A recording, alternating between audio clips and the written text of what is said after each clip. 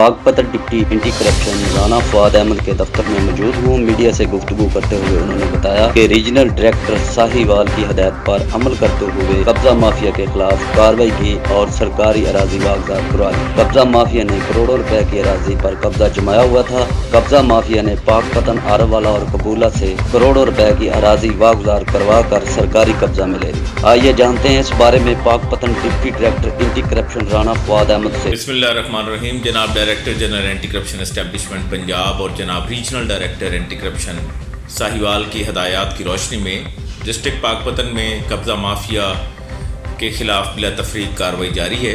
گزشتہ 2 روز میں قبولہ، عارف والا، 16 EB اور اسی طرح کمہارا والا چوک عارف والا میں کارروائی عمل میں لاتے ہوئے قبضہ مافیا سے تقریباً 7 کروڑ روپے مالیت کی جو زمین ہے کمرشل لینڈ واگزار کروائی گئی ہے اور روزانہ کی بنیاد پر یہ کارروائی کا عمل جاری ہے۔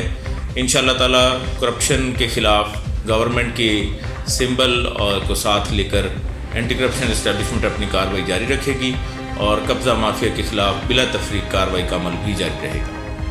رپورٹ کیمرہ مین ملک علی عباس کے ساتھ ملک ریحان نواز، یقین نیوز، پاک پتن شریف۔